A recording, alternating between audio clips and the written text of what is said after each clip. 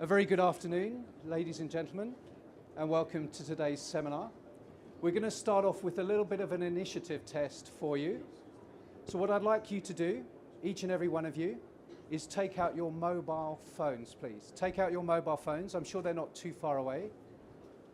Take out your phone, put it in your right hand,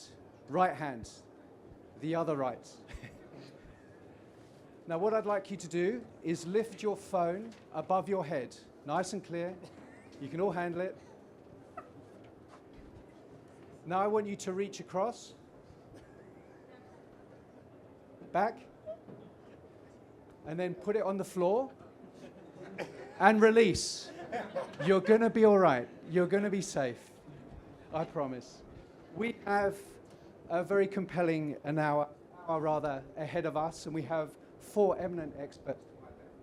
So the warmest of welcomes to our panel discussion on the transformative power of AI and connectivity in the maritime industry.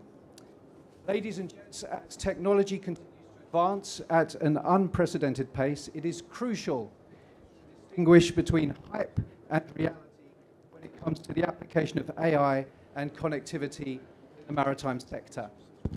Today, as I mentioned, we have gathered a distinguished group of industry leaders who will share their insights, experiences, and case studies on how they are harnessing these technologies to optimize vessel performance. I'm sure you're all enjoying the irony of a session on technology and effective microphone, but if I need to project, I'm sure I can manage to do that.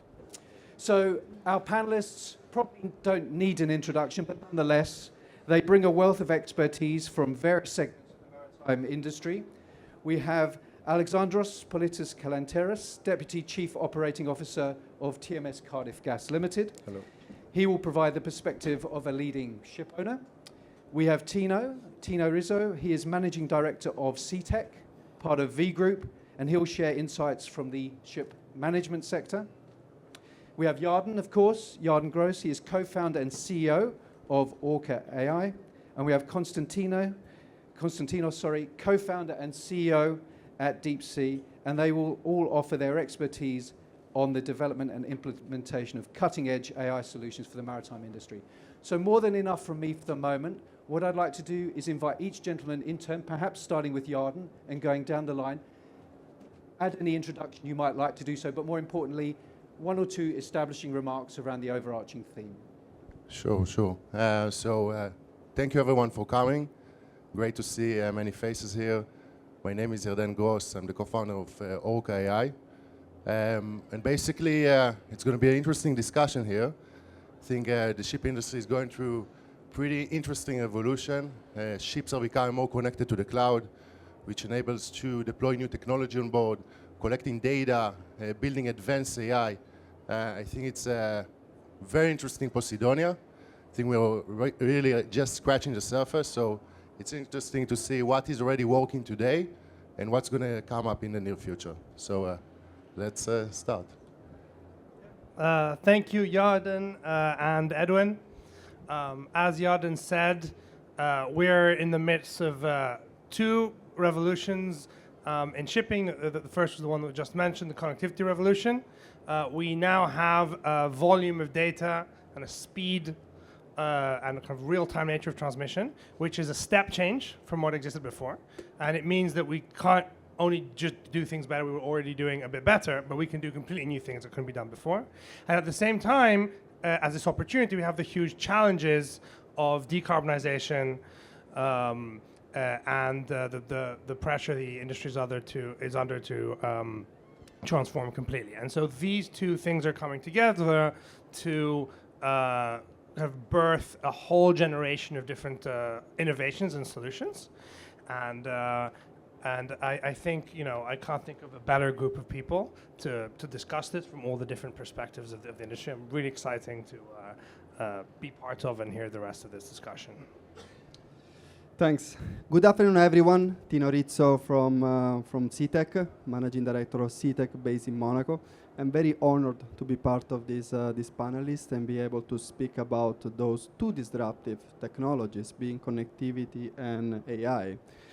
I believe it's something COVID brought to us in good terms, is the ability to start this disruption, the digitalization journey that we're undergoing. I think everyone here is using Teams or similar application. AI and connectivity are already the next step. They are disruptive. They are disruptive to help managing vessel, performances of our vessel, decarbonization, but also to improve the crew welfare and therefore help people on board, which is the essence of this shipping industry. So hello everyone, I am Alexandros Politis Kalenderis. It's a long name, so you can remember me as Alex. It's a typical long Greek name. I'm Deputy COO of TMS Cardiff Gas, a company well established in the gas, LNG and LPG segments, and we are part also of the wider TMS group, one of the leading companies worldwide. As my fellow panelists mentioned, these are very interesting times.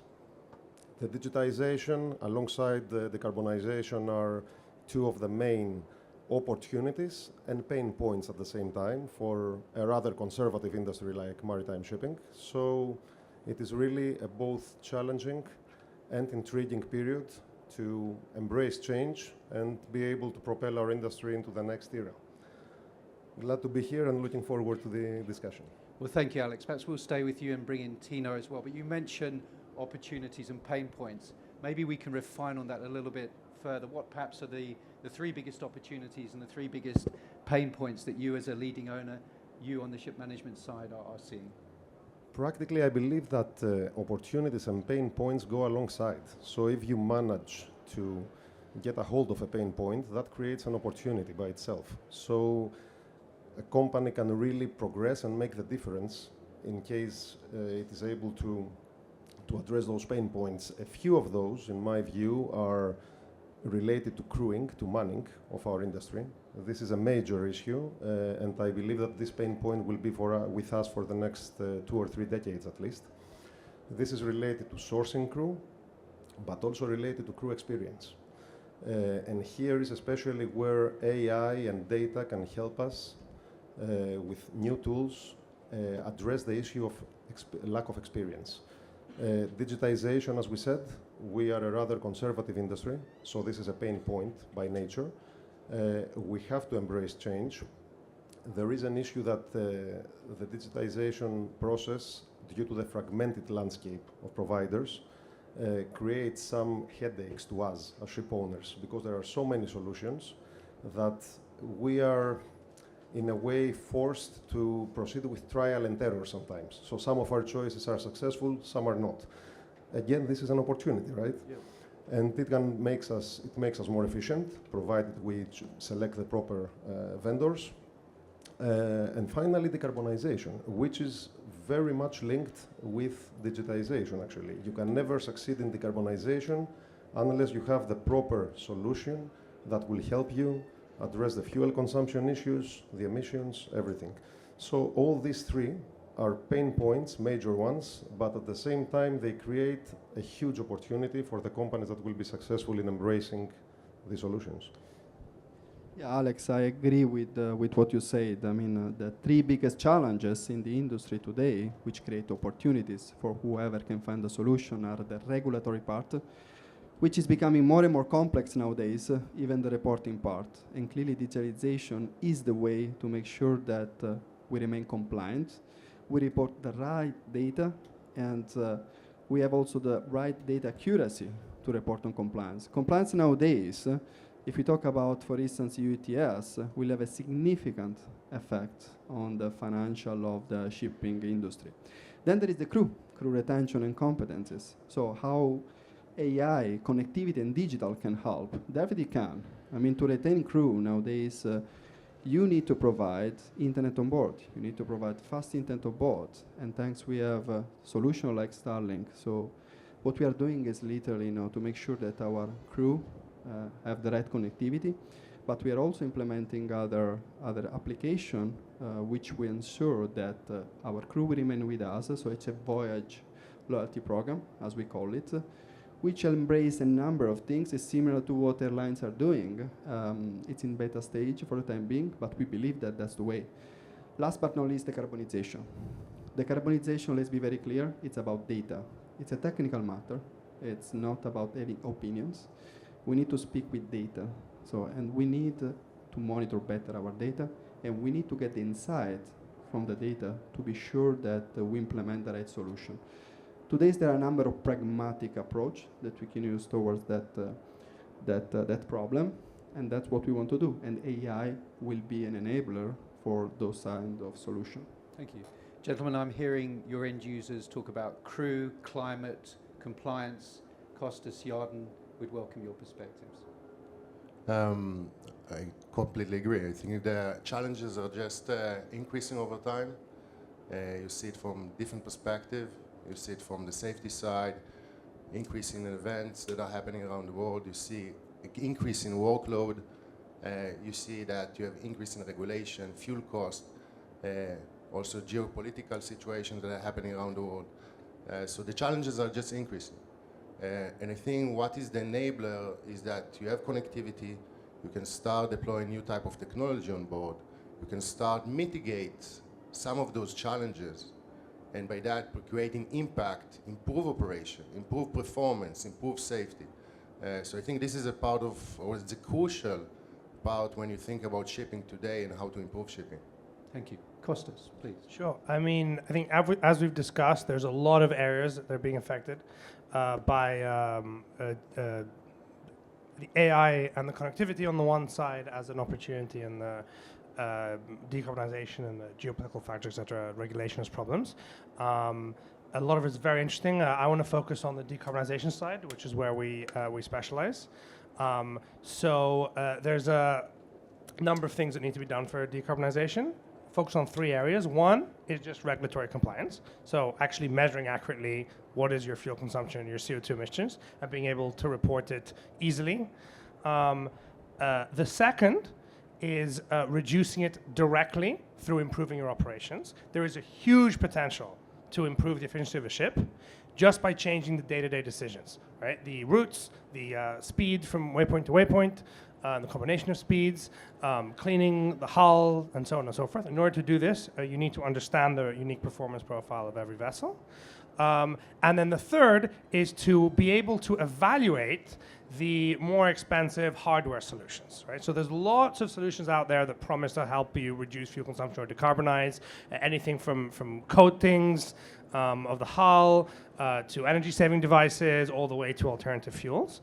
But actually knowing how effective one of these is not a straightforward task, because every voyage is unique. You never sail the same voyage twice, right? The weather is different, your fouling might be different, the conditions might be different, your average speed ends up being different.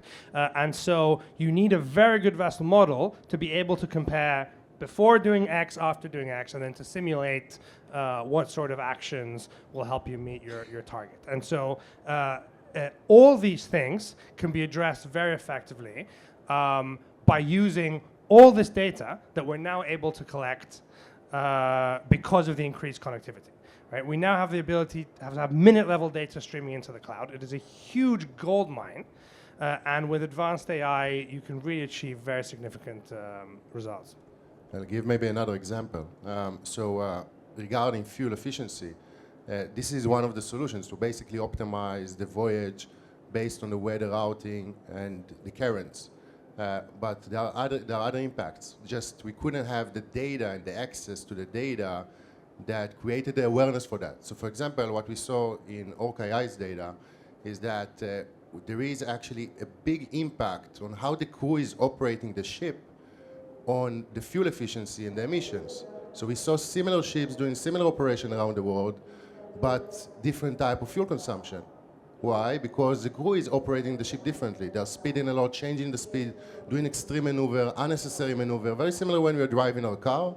We can be drivers that speeding a lot, changing the speed, and by that creating more fuel consumption. So similar here with ships, but the thing is that without data, you don't have awareness. With data, you can create awareness, you can create benchmarking, you can create actionable insights to recommend and improve that over time. Thank you. Gentlemen, does this resonate with you? And both of my colleagues to my immediate left have referenced the vast amount of data that's available. Is data overload a concern? Costas? Again, that's a pain point, right? For sure. And the issue is that you have to benchmark how the things progress over time. So if you check how the situation was 3, 4, or 5 years ago, it was really a jungle of data, and nobody was able to do many things with those data. So it was useless and actually overwhelming for the personnel at the office and on board the ship. Now it's way better. You can see the progress at all times. Successful vendors, like the fellow panelists here, have developed the products, taking feedback from the industry, and this is why we see successful systems, platforms achieving the results they have achieved over the last couple of years. So data can be overwhelming, that is true, but on the other hand, this is the flow of data enabled by connectivity, as Costa says, that help us optimize our performance. So we have witnessed, for example, we are using the Orca AI platform. It's public news in the market. The awareness, the safety awareness with regards to navigation matters that we have achieved was something that we couldn't even believe 5 years ago. And we are seeing the results every day. It doesn't need to be a quantitative result at all times. You may see a reduction in incidents, in cases, near misses even. So the operating profile, the risk of any shipping company can be improved dramatically by utilizing such platforms. So the data can be streamlined, I guarantee this to you. It needs a lot of effort. It needs persuasive skills, huge management of change, because we have to admit that it is a conservative industry. The crew on board usually does not wish to change the way it operated the past decades. The same applies for the majority, I would say, of the personnel at the office. But when you provide them with the tools and you make clear to them that the principles and management decisions is crystal clear, that we are moving towards the digitization era, believe me, they embrace it. They provide feedback to the platforms, and then we have a win-win case, and everything gets better. We will drill down into the human factor. I think that's an important discussion point. But Tino, very keen to hear what you think, and could you also overlay how, within your organization, how you measure the ROI of implementing such technologies? Yeah, definitely. It's a very good question. I mean, data can be overwhelming only for companies which do not set clear goals. Data is not the solution. Data is just a tool, it's just information. Monitoring data and not taking any action out of it is pretty meaningless. So what is important is to talk about performance management. It's not about getting as much data as possible out of the vessel. That's not the exercise, that's not the aim. It's about what we want to achieve with data. That's the key. That's why it's so important to talk about performance management. And talking today in the industry about performance management, it's disruptive in itself. We have to keep in mind that this industry and all the regulatory bodies that we have started a long time ago with the SOLAS after a very famous and unfortunate incident of the Titanic, right? And all the regulatory affairs later regulated and mandated sort of checklist compliance. Today, the new regulation, the CII, UTS, and FuelU, mandate to some extent to manage performance of the vessel. That's why even we need to start training people, not just on board the vessel, but ashore, to understand how to read data and which action can be taken out of the data, which insight, so in order to improve the performance of the vessel. Whether it's about safety, right, can be a warning deviation, and you cannot always quantify the return of investment, right, if it is you avoided an incident or whatever, a grounding, or having a better insight on what you can improve, like for voyage management, for instance, right? So in terms of how we measure return on investment, today is pretty easy and straightforward for the decarbonization part. Clearly safety is different, but decarbonization got the fuel saving, got the compliance part, and the additional cost of fuel, which is driven by UETS and FuelEU. So, and many of the initiatives that can be carried out nowadays will bring a very fast return of investment. We're not talking about new fuels, and I think the gentleman here mentioned some of the case. Just manage and operate your vessel better, like start having constant RPM, or clean your hull. We still see vessels which have heavy fault hull. That's not energy saving. It costs almost nothing and can save up to 10-15%. So we need to start thinking and training people more towards about performance management and how to read and extract the relevant information from the data. Costas, Yarden, both gentlemen have referred to performance management in the context of cost, compliance and gain crew.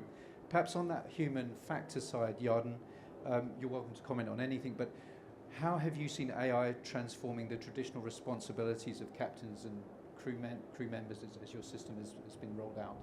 Responsibilities? In terms of responsibilities, I don't think nothing changed. The responsibility of the captain and the crew is to make sure they take the ship from point A to point B in the safest possible way and to get there on time. What AI is doing is complementary. It's enabling them or empowering them to do their job in a much better way. It's empowering them to reduce their workload by reducing some of the, let's say, tedious tasks that they're doing and improving their performance, taking in real time many data points, and when I talk many data points, million data points, crunching the numbers and then produce insights so they can do their job better. Like taking, if we're talking about navigation, early maneuvers, to reduce unnecessary maneuvers, to be able to foresee dangerous situations, to be able to monitor the crew in a better way. So basically making their life not easier, but more, let's say, with a better performance that enables the ship to improve the performance, and also that enables the fleet to improve the performance. And by that, taking this industry, which is the bloodline eventually of logistics, and making it much more resilient. It's a good point. I value your perspectives, Costas, but can you layer into those? How do we win the hearts and minds of perhaps the more reluctant? Different generations have different appetites for adopting these kind of approaches. What have you observed? Yeah, sure. So the human element is absolutely crucial to any kind of transformation. The most important thing is to listen, right? You need to understand what is the day-to-day of your users, whether they're users on the vessel or users in the office.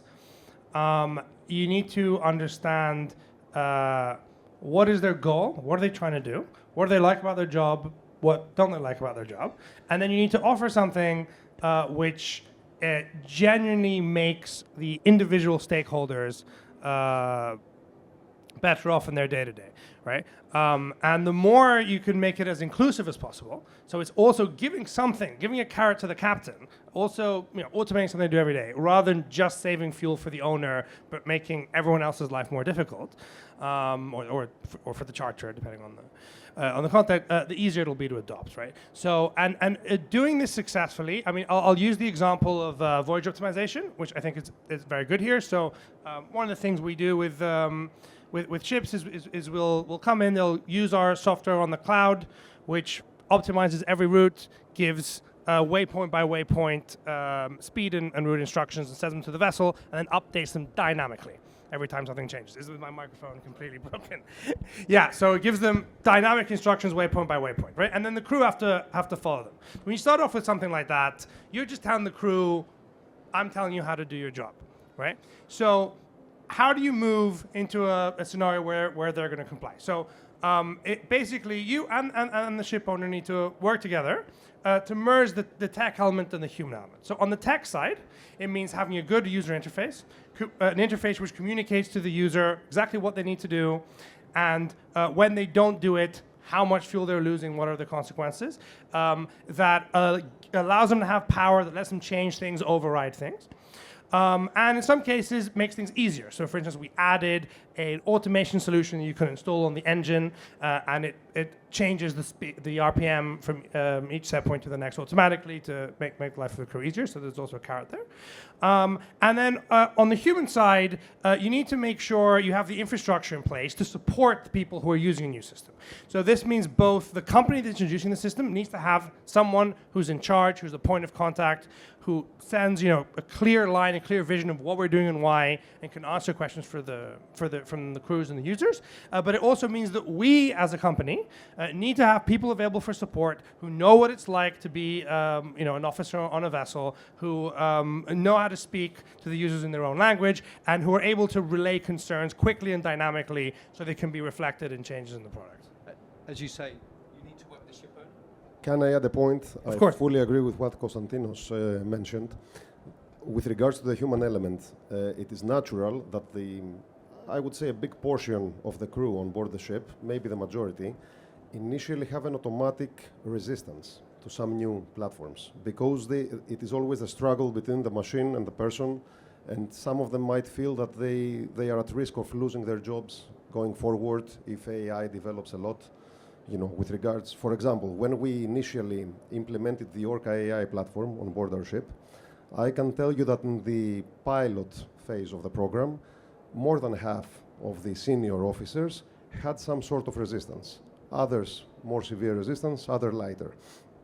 We had the clear messenger from the office side, as Konstantinos said, to make them understand that it is not about reducing the crew number, it's about making them more productive and minimizing the incidents that might occur. So 2 years after, we have a 90% acceptance, and actually they are overusing Orca. So it's a matter of how you communicate change and how you pass a clear message to the ranks on board the ship. I completely agree. Eventually, we're talking here about crew and captains and masters that are doing the operation and sailing. Okay, so that's sailing in their ships from point to point for 40 years, 30 years, and they know how to do that. And all of a sudden, you come with new technology that's supposed to improve what they already doing for many years. So really here you need to create, from a technology perspective, technology partner, you need to create the right processes in line and to make sure that they know how to use the platform, how to utilize it, and you're doing it by, first of all, onboarding, then you're doing training, but then also you need to measure how they're using it. And once you're doing it in the correct way, and once you're putting the right processes in line, then you will start seeing the adoption happening. Very challenging. Talking about technology, huh? Exactly. Two specific and related questions for your account, Tino, but I feel you can handle it. You've had your Weetabix this morning, haven't you? Sorry? You've had your Weetabix this morning? Yeah, okay, very good. Firstly, how has the adoption of AI and connectivity affected the roles and responsibilities of V Group's shore-based staff and crew members? That's one of two. And secondly, what metrics does V Group use to measure how this is fared in practice? Thanks for the question. I think I would like to echo what the peer colleagues here in the panel are saying. It's not about changing responsibility. Captains and crew are responsible and accountable to operate the vessel. Full stop. Connectivity, digital, and AI are a tool to improve the productivity, are a tool to improve the energy efficiency, but they shouldn't substitute what the crew is doing on board or feel that they can relax and the AI will run the vessel on their behalf. So they should be able to always judge what this black box is saying, okay? Because if the black box is saying to go 25 knots full speed against an island, they should be able to judge that. So it's about making a clear message that they are responsible and accountable. And this comes back to the training of the crew, to how we train the crew and the message we give on the final aim of why this digitalization is happening. So why you are having a monitor on board telling you how you should manage your voyage. Because you as a captain have been doing this for so many years, together with the chief engineer. And we need to be very clear in how we communicate the changes and how we have the buy-in from the crew. So we're putting a lot of effort in the training part, in the communication of the changes, why this is happening, and how we would like this to happen, and what is the end goal. The moment that you have together with you, your crew, then it's a start, I would say, of a journey. AI today is a tool, it's a powerful tool, but if you have the buy-in from the crew and the people also from the office, then you start having also a constructive discussion let's not forget that the shipping industry has got many variables. So, for instance, the AI cannot account for all the variables, right? So you always need the feedback, right? How to account for different things, something that maybe we haven't thought of implementing, and the crew is essential to do this, together with the people at the office. To your second question, how we measure the implementation. Clearly, we measure in terms of safety, efficiency of the vessel, maintenance, breakdown. So we do a number of things which, despite may be straightforward for many of us in terms of this needs to be done, we always take a look on what they need to deliver. I always mention something which is pretty common, right? For instance, lube oil analysis. For us, it's not about lube oil analysis. We don't care about analyzing oil. We care about improving the machinery health. What we look at is how many malfunction or breaks we have in our machinery. And we prevent that with lube oil analysis, with vibration, with thermographic survey. So we monitor the outcome rather than the input. That's what we really care. Because again, AI, connectivity, digital for us is a tool to reach better performing vessels. Costas, perhaps picking up on that, you could speak to the role AI technology plays in enabling predictive maintenance for vessels and how this can improve overall vessel performance and reliability. Sure. So predictive maintenance isn't actually something we specialize in, although we do a degree of predictive. So, for example, we do predictive hull maintenance and some things with the engine. But I can talk in general about the technology here. The principle of it is very simple. All right, we've seen. At deep sea, for instance, around 600 years of sailing from all the vessels we have on the platform, high-frequency data. Data comes in from engine sensors, it comes in from torque meters, from flow meters, and we also have logs of all sorts of events, cleanings, maintenance events for engines, generator engines, etc. Right? And so when you have this combined experience, you can build very powerful models which in a very non-linear way can pick up subtle inconsistencies in the data and can signal to a person something here isn't right. Okay, so what our users do with our platform is they'll see, for instance, this fuel consumption is this much higher than what it should be, or the hull is 10% more foul than it was at the last dry dock, etc. And you're alerting people who are experts, who are technical managers, who are superintendents, who then have to use this information that's coming out and their own experience and kind of their own human intellect and common sense, which no machine can completely replace, to figure out what to do in the moment. Yarden, could you speak to the predictive maintenance dimension? Yeah, of course. So basically what we can see now is that you can connect very cost-effective sensors on board machinery. A part of the machinery is, for example, engines or other type of systems that you have on board a vessel. Once you have, I'll do maybe like this. Okay, now it's working. Yeah, redundancy, exactly. Okay, that's actually good. So once you're connecting sensors on board systems that you have on a vessel, it can be engines and it can be any other system, you are able to collect high-frequency data. Once you have high-frequency data, you can start transforming the high-frequency data to a data set. Okay, now it's completely becoming... Yeah. So... Yeah, no, it's good. So once you transform the data into a data set, basically you can start modeling it. Once you have a model, you're able to predict. You're taking different type of parameters that create a prediction that enables you, for example, not to do, well, it's very hard. No, that's it. We'll manage. So once you have the model, you're able to predict and the predictions will enable to improve the performance of the vessel. How? For example, you can do scheduling of maintenance. Instead of doing it just routine scheduling, you can do it based on data. Once you have based on data, you can actually reduce the cost quite a lot. Thank you, Yarden. Appreciating that was very tricky for you. I'm going to come to you with another question. Let's get a bit more specific. You talk about improving performance. Can you provide specific examples of how your technology has been used to enhance situational awareness and navigation safety in challenging conditions, such as heavy fog or congested waters at night? Yes, of course. So just in a like a nutshell and a title, Orca is building an AI-based operational platform to improve safety, fuel efficiency, and emissions. Okay? No, nothing is working now. Karen, I will need your help. Nothing is working.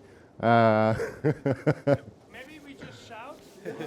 I don't have your voice. You have a very strong voice. So basically what we're building in these terms is that the platform helps from one side the crew on board the vessel. We're installing in the heart of the platform what we call the C-Pod. The C-Pod is a combination of cameras powered by AI that assisting the crew in the most challenging waterways. If we have captains here in the room, so they all know what is it to navigate in foggy situation at night. When you're sailing, for example, in China area, if you're sailing through the English Channel, Suez Canal, you have very complex type of situations. Now remember, you're in a huge ship that doesn't behave like a car, right? It takes minutes to change the route, minutes to reduce the speed or change the speed. So basically you need to see any risk much further ahead. You need to take preventive actions minutes before. It becomes very challenging when you have a lot of small fishing vessels next to you. Some of them they're not being picked up by any instrument. They don't have lights sometimes. You have other navigational hazards. And this is exactly where Orca is coming into play. Orca is basically helping, Orca basically providing situational awareness in this type of events to the crew by using thermal cameras, first of all, that can actually see through low visibility situations. Thermal cameras are working on heat signature versus light. Then they're becoming a very powerful tool once you integrate them with AI. And AI can detect the targets, they can create a risk profile for specific targets, and provide early warnings to the crew. Thank you. Very challenging. I saw you nodding. I welcome your comments. Can I add something here, Edwin? Yes, please. Yes. So with regards to the cases that Yarden mentioned before, especially navigating under difficult circumstances, we had the search and rescue operation in the Pacific Ocean back in the summer, and we were able, through this technology, through these smart cameras, to identify a sailor, a guy, who was actually crossing the Pacific Ocean, and his rudder was destroyed. So he was helpless in the middle of the Pacific, under tough conditions, and we managed to identify him through these infrared smart cameras from a 3.5 miles distance and save him because, believe it or not, around it was something like a canoe, like a small catamaran, 8 meters long, in the middle of the Pacific. Many sharks were circling around, right? Oh, wow. So, I mean, if we didn't have the tools to identify him in the evening, you never know if he would make it to the morning. So that's the thing about safety. The second is about the predictive maintenance. Yes. And actually, on top of the various providers, the engine manufacturers, the equipment manufacturers have really proceeded dramatically in the past 3-4 years. The sensors accuracy and the trends that they provide us with, trends using machine learning and AI, of course, enable us, first of all, when needed, to bring the maintenance windows forward and be proactive and avoid major damages. So in this way, in a tangible way, actually, you quantify the savings. You save OPEX, you save CAPEX as well. But also, when the equipment is operating in an optimal way, you are in a position to prolong the maintenance window. So you save significant amounts on your OPEX as well, and you reduce the risk dramatically. So already I believe this technology has been maturing, and the industry is taking advantage of it. Thank you. Our panel has suffered enough, so it's your turn. Let's give them a little bit of respite, Just a poll question or two for you, which I'd like you to respond to by raising your hands. I'll give you all the options first, and then I'll circle back. So, to your mind, having heard the evidence, or at least some of it, which of the following maritime challenges do you believe AI technology is best positioned to address? So which of the following challenges do you believe AI technology is best positioned to address? I'll give you the options. Safety events and collision avoidance, we've just heard about that. CO2 emissions reduction, fuel cost savings, or crew performance optimization. So I'll give you the options again, and then we'll vote. They are safety events and collision avoidance, CO2 emissions reductions, fuel cost savings, or crew performance optimization. So who feels safety events and collision avoidance? Raise your hand, right or left? Okay. Who feels CO2 emissions reduction? Who feels fuel cost saving? And who feels crew performance optimization? So why did you feel crew performance was so key? Yeah, hello, my name is George Cavadias. I'm working for Deep Sea actually. So, yeah, no, it's not planned. So, based on what the panelists said, I believe that by following the suggestions that the AI and, of course, the platforms of the companies will introduce to the crew, we can have better handling of the vessel, better understanding of it, and probably propose better routes or better settings upon the vessel to achieve their goals.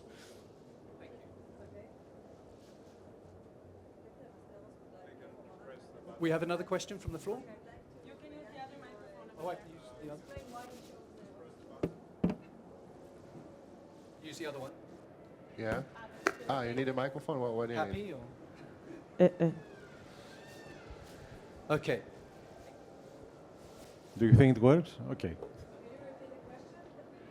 The poll question.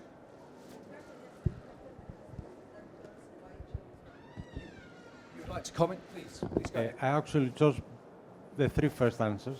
Three of them. Safety is something that is AI can give a good assistance to the crew.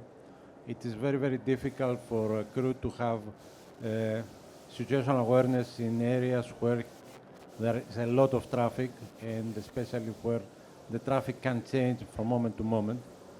Typical situations are like Singapore Straits, where you don't really know what's happening around you unless you use everything in your availability, whatever you have available. But AI can integrate this and give you risk factors, I would say.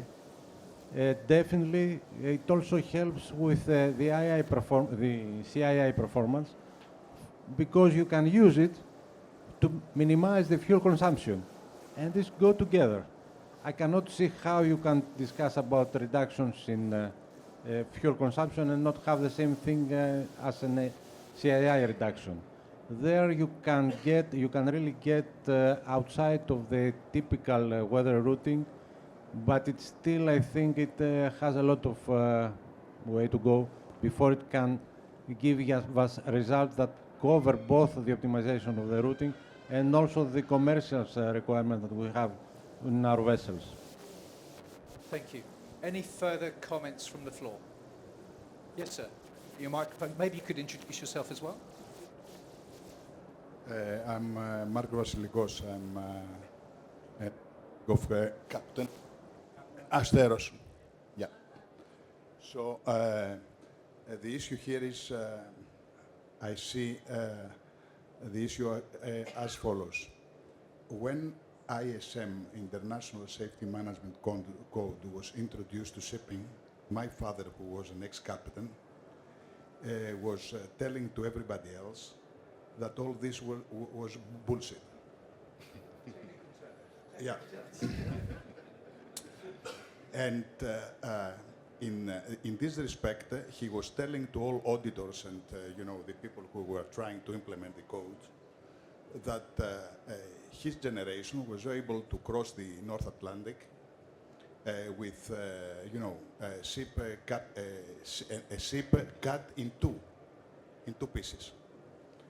So the issue here is that they were very, very experienced seamen, and these seamen had to do with seamanship, with trade, with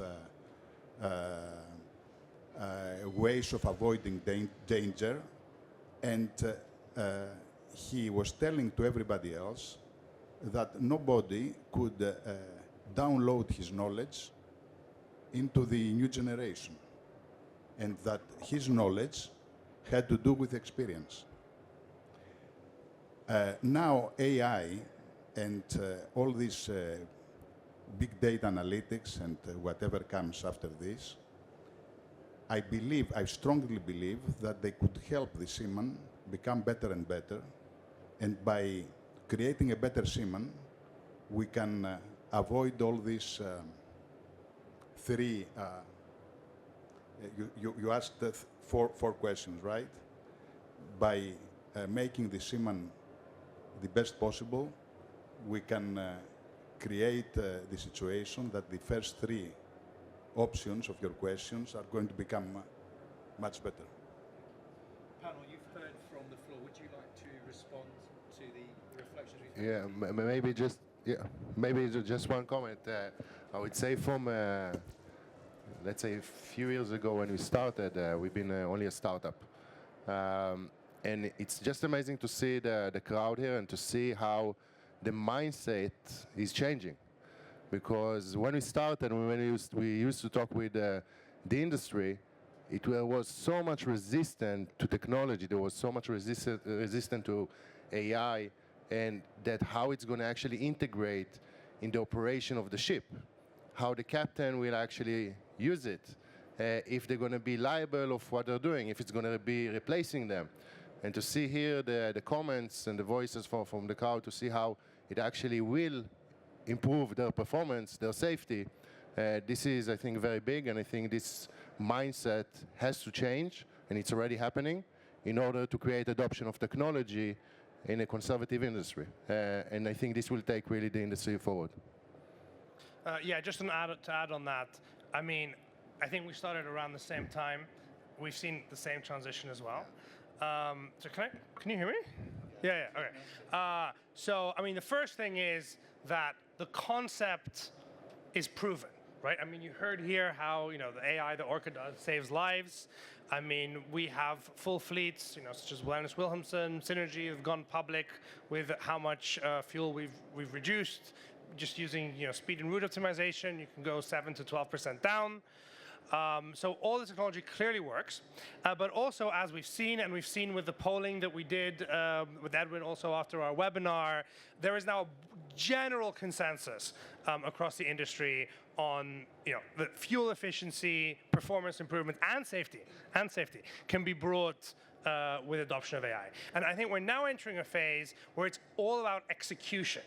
It's all about, okay, we all agree it needs to be done, but how do we get the whole industry, not just the early adopters, to use the technology effectively in order to get the results that everyone knows they can get from it. And it's a much better place to be than where we were 5-10 years ago.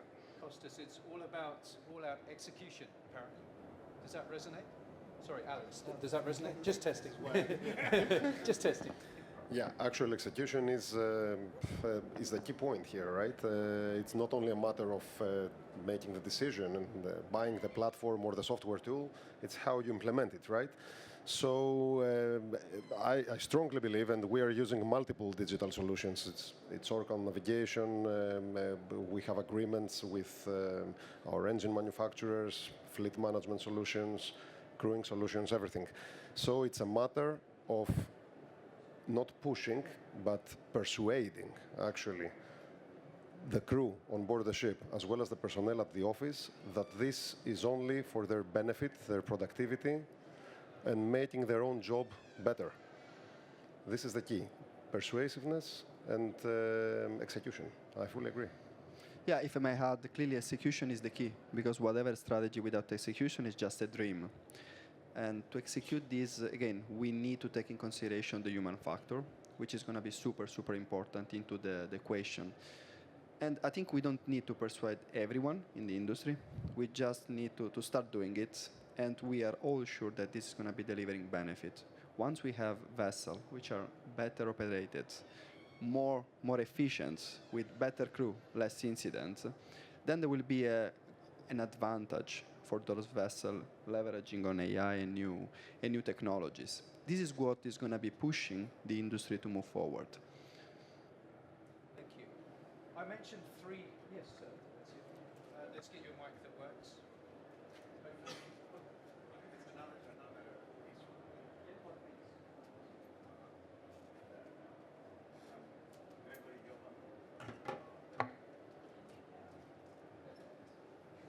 If you reintroduce yourself.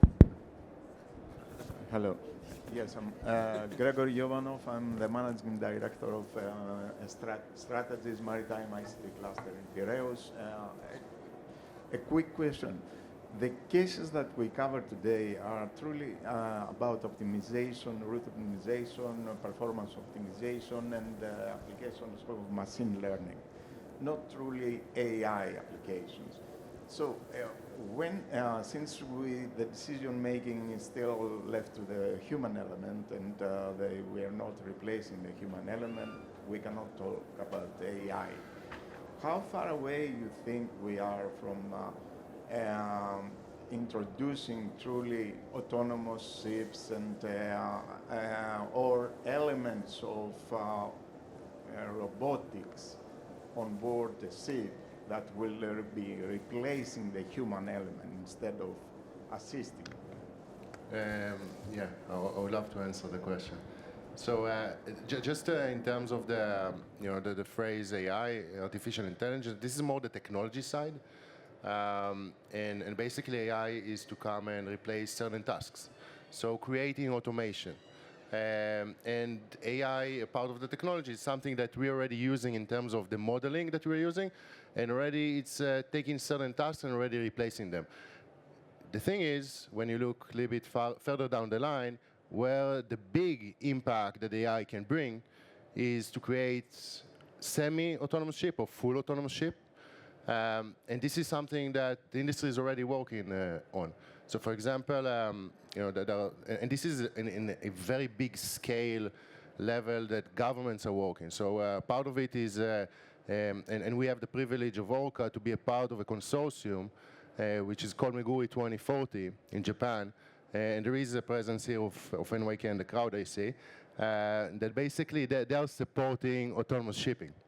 And I think this is probably the most advanced project related to autonomous shipping today in the world, where already in 2022, there was a demonstration in a coastal water in Japan for the first full autonomous ship that did a voyage without any human intervention. And not just by that, there was also, the voyage was not in a lab environment, meaning other vessels didn't know that the vessel is operating in a full autonomous way, so it had to do a lot of maneuvers to avoid collision. How much, you ask? About 100 in very congested areas. So this was a real big advancement in how autonomous shipping is going to look like in the future. Now this consortium, which Orca is a part of, is working on how to commercialize it in the next couple of years. This is for coastal water use cases. For ocean-going vessels, we see it a little bit differently. It's not going to replace the crew completely, but it can actually reduce parts of the job. And it can actually reduce the tedious parts of the job. For example, navigating in the open ocean. Navigating in the open ocean can be automated, optimized, fully optimized for in terms of fuel efficiency and safety, reduce the workload, and let the crew take manual job when it's the most necessary. For example, stormy weather, entering a port, exiting a port, doing an extreme maneuver. This is where manual work needed. Very similar to how the aviation industry is operating today. Yeah, Arden, I would like to add also something about this comment on autonomous vessel. We've been talking about how AI can improve in managing vessel and how can improve and give assistance to the crew. But let's not forget that the crew are also avoiding a number of incidents happening on board. It's not safe to assume that each and every incident is caused by human errors. Actually, we should take the statistic the opposite way. How many incidents are saved by human intervention? And that's something that no one think about it, because we always assume something happened is the fault of the crew that was not properly trained or whatever. So it's a good question, but we need to be very careful on the steps that we do. Yeah. So what I'd like to add here is the goal of AI and automation is not really to replace humans. Right? It's to enhance what humans can do, right? And this is definitely true of the solutions that we have now, right? So instead of a human going on Excel and trying to calculate what their ETA should be, right? A platform like ours takes the TCE, it takes the weather forecast, it calculates exactly the fuel consumption curve, it gives you when you should arrive, okay?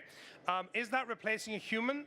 No, a human is still using this. A human is still putting in what the TCE is. They're still deciding the constraints. They're still evaluating the result. Another example, we will have our first voyage in probably August with autonomous navigation pilot station to pilot station. So not in the maneuvering, but Dan mentioned this already, in terms of figuring out the speeds and the route in the open sea. Automatically running it. Does that mean the captain of that ship has nothing to do from pilot station to pilot station? We all know that's not the case. What they'll be doing is actually the job of a captain, right?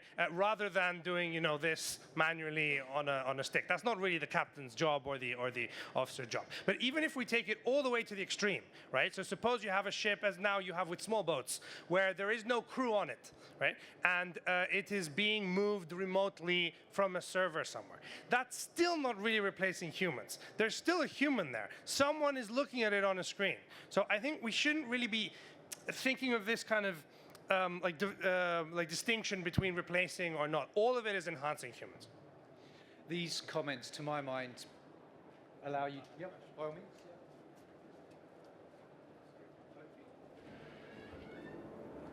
My name is Captain Karan. I'm founder director Maritime Solutions based in London. I think it's first of all, congratulations and kudos to the panelists for a great insight on the technology. I think it's very important to drive the right message because there is a misconception that AI is actually reducing manpower on board the vessels, which is not correct. But I think the message needs to be driven. At the end of the day, the human intervention will remain at the heart of the technology. It's used to enhance, basically, performance from an operational and technical perspective. But I think from a ship owner's perspective and from a software perspective, developer's perspective, it's important that we drive that message that we're still going to be needing, the ships are going to be run, they're not going to be downsized in any manner, and ocean-going vessels will need the same amount of manpower on board. No, they absolutely won't. And no one would invest in all this technology in order to save on the salaries of crew. Right? You're doing this in order to save on fuel, in order to comply with CII, in order to be safer. Yeah, the only goal, if I can add from the ship owner, ship manager's perspective, is to enhance productivity and safety, of course, right? So this is the only goal, not to reduce the crew synthesis, just make them more productive and more efficient. And in this way, they will have a better living standard on board the ship as well, right? Yeah, can I? Sure. Charles Timiadis from Seafair. Thank you. One quick question I wanted to ask is, it seems like so far and in the past we had our data, which is fed into a model, and then we're currently using AI to process the model, and then it gives out the output. It sounds like the future is in the quality of the technology and the sensors that we have that can gather this data. I want to know if you believe this is true, or if at some point AI will also be able to come up with a model that is able to process this data? Or will there be a point where everybody has the same model because everyone's using AI and it's a bit democratized?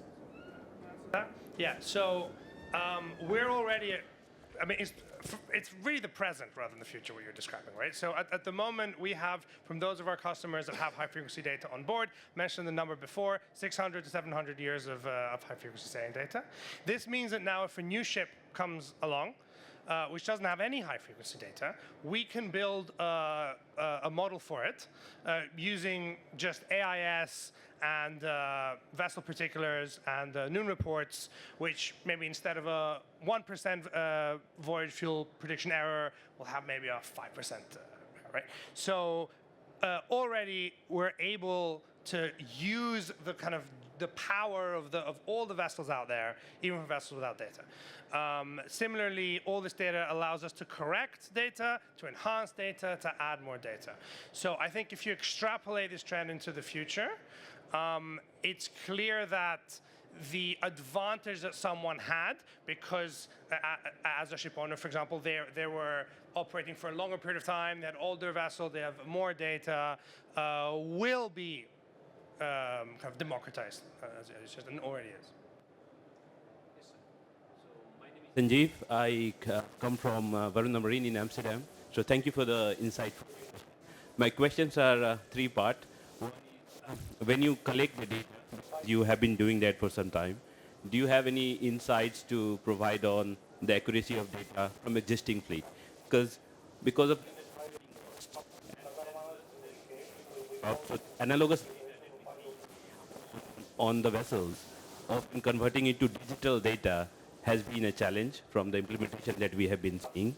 So that's part one. If you could reflect upon some insights which could benefit all of us.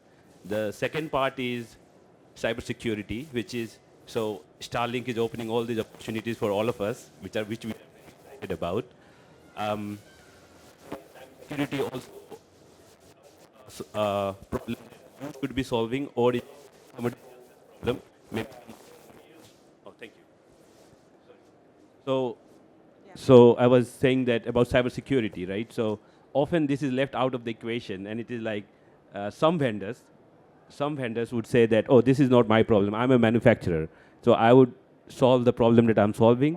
It will be taken care of by the integrator. It will be taken care of by somebody else. So that's second part. And the third part is when it comes to training AI models, as we see in other industries, they talk about the data and the training data that is there. Underlying model could be the same. So we all know OpenAI, or we all know other models, Mistral and others that are coming to the market. So how do you think that the maritime AI world, as you guys are leading that, I would say, would it be closed source or open source? And if it is going towards open source, would it not be that everybody would be benefiting their own AI model by training with their own data? Or would it be more like somebody would be training the data and then keeping it closed source? Just some reflection will be nice. Thank you. Just few points about that. So basically AI is built from two parts. One is the model itself, the other one is the data. More data you have, the variety of the data, and more use cases and edge cases will improve the model performance. We'll take it with a higher accuracy. For example, we are using visual data extrapolated also with sensorial data. We need data from different weather situations. We need data from different lightnings, different situations of maneuvering in order to train models to know how to act and to know how to do its job and to work in different use cases and also in very challenging use cases. So for that, you need to collect a lot of data. And I think what is making it strong is that, or the technology vendors in this space is that over time, we were able to collect tremendous amount of data. How many years you said already? 50 years?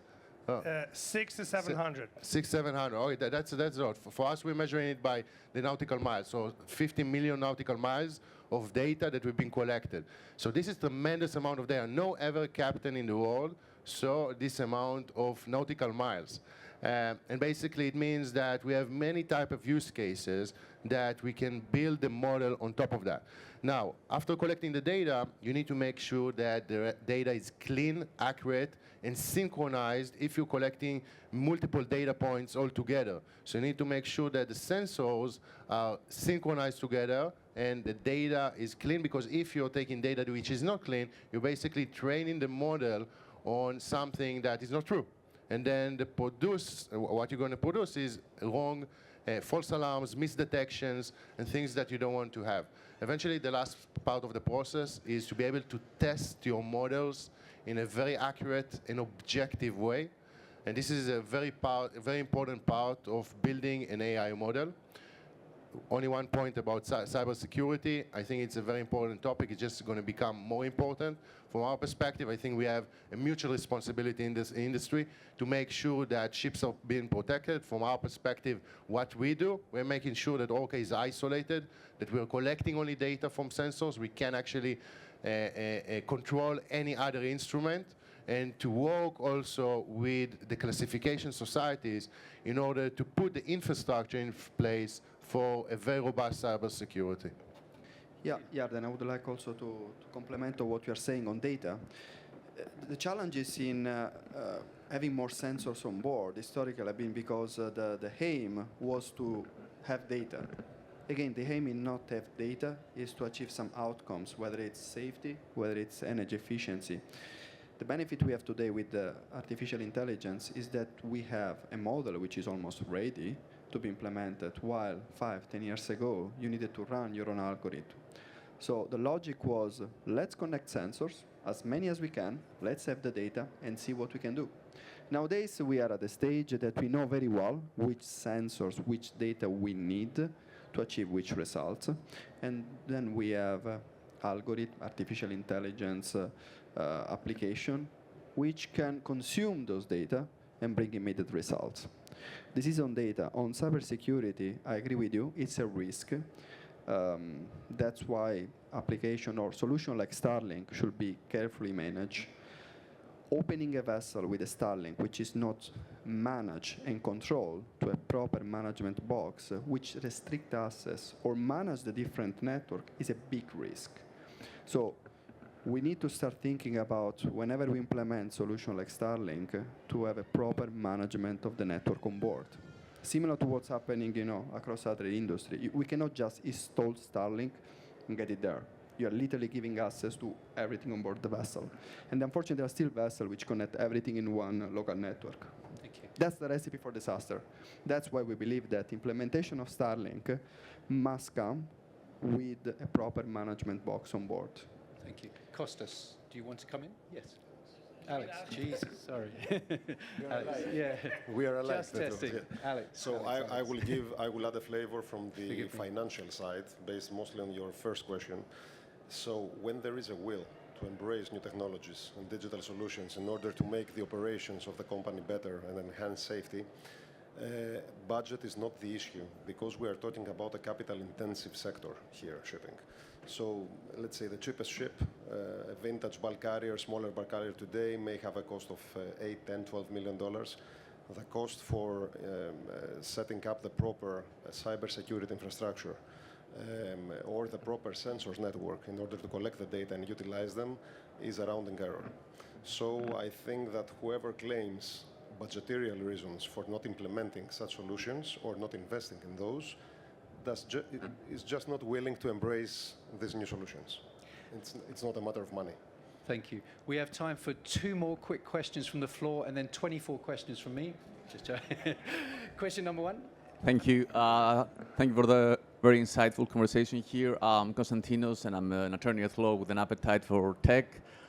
Just a quick technical question. I'm not going to bother you with regulations and EU AI Act and obligations for AI vendors, so I'll stick to the technical one. Do you see any LLM-based solutions fitting into your product and to the landscape? And if yes, why? And if not, why? I mean, is the cost, or do you only tinker with legacy AI solutions? Thank you. Yeah. So I think LLMs now are very hot, obviously, and everyone wants to throw an LLM into everything. But it's important to remember AI is not just LLMs, right? This is just one application. And the same way an LLM can predict the next word in a sentence, right? For a ship, what you really want to predict is there an obstacle in front of you? How much fuel am I going to consume if I do this or that? So that really should be the focus of AI for shipping. Now, are there specific areas where the LLM can work? Yes. There's still a lot of data which is very unstructured on board a vessel, things that are written.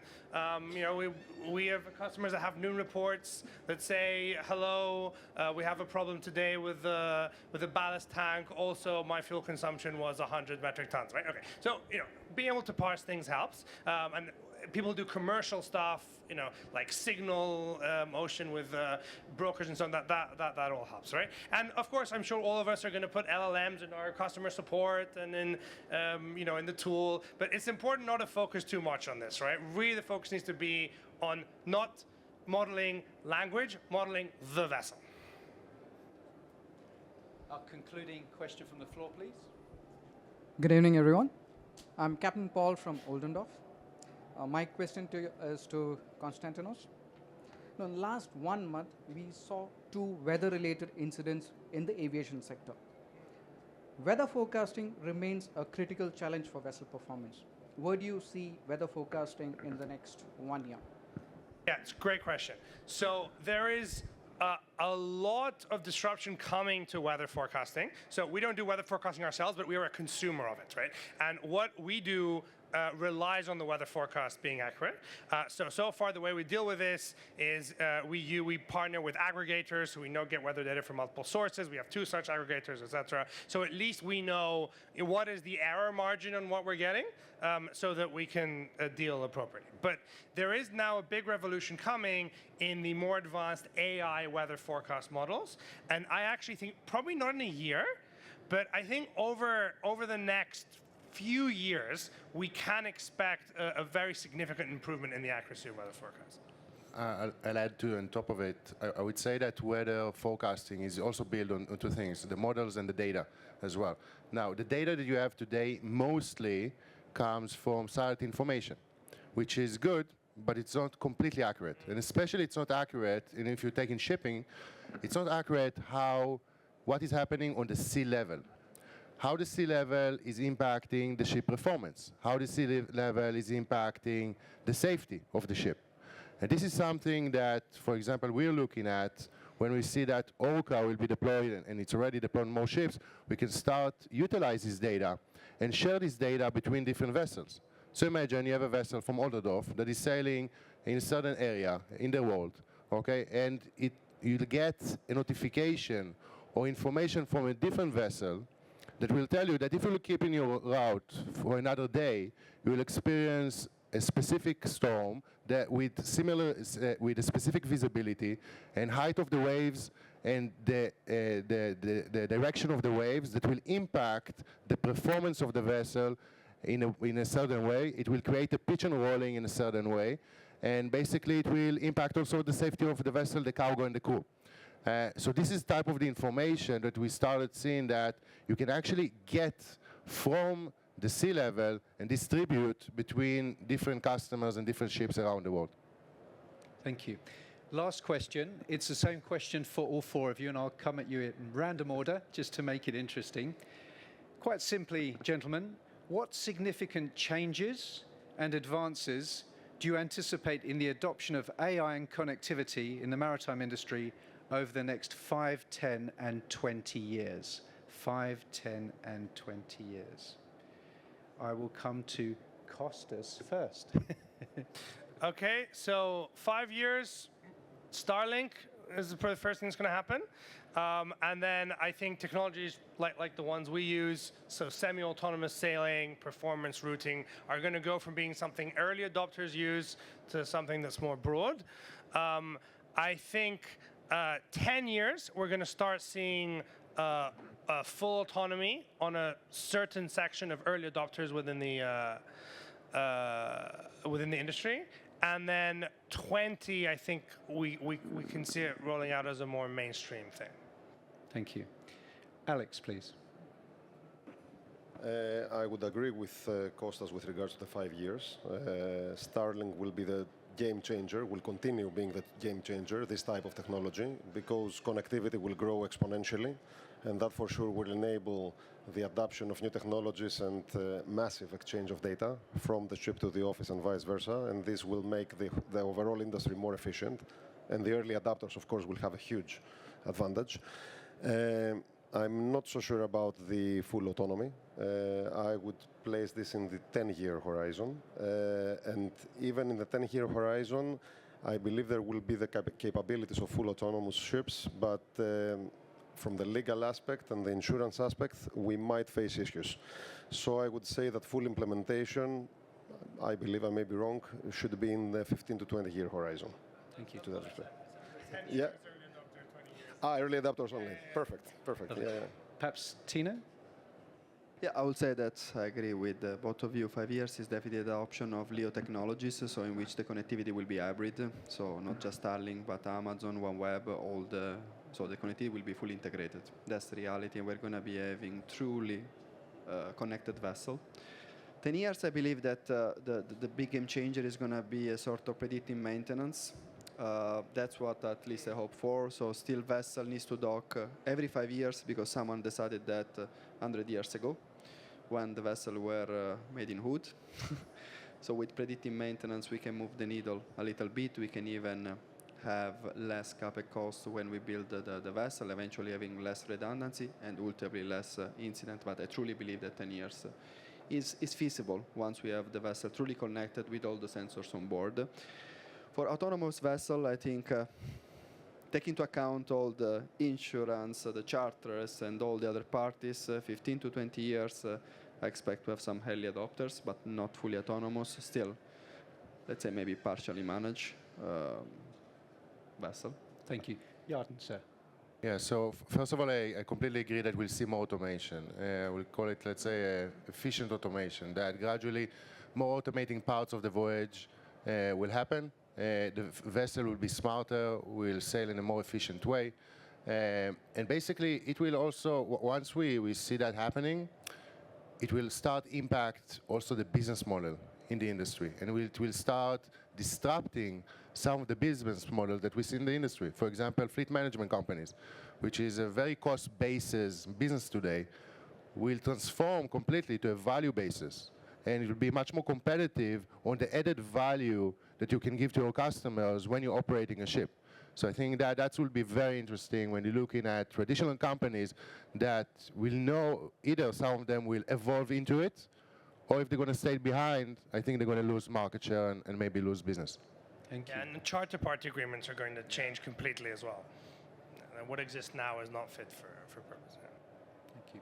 As we conclude our panel discussion on the impact of AI and connectivity in the maritime industry, I think we've seen that these technologies hold immense potential for transforming operations, enhancing safety, reducing emissions, and improving decision-making processes. Our panelists have given us valuable insights, case studies, and practical strategies for navigating the challenges and opportunities presented by these advances. We've learned that while there may be hype surrounding AI and connectivity, the reality is that industry leaders such as this are already successfully implementing these technologies to drive tangible improvements in vessel performance, fuel savings, and crew well-being. The key to success, it would seem, lies in carefully distinguishing between hype and reality, ensuring smooth adoption of new technologies, and continuously measuring ROI. My name's been Edwin Lampert from Riviera. Please join me in giving all of our panelists the warmest of thanks.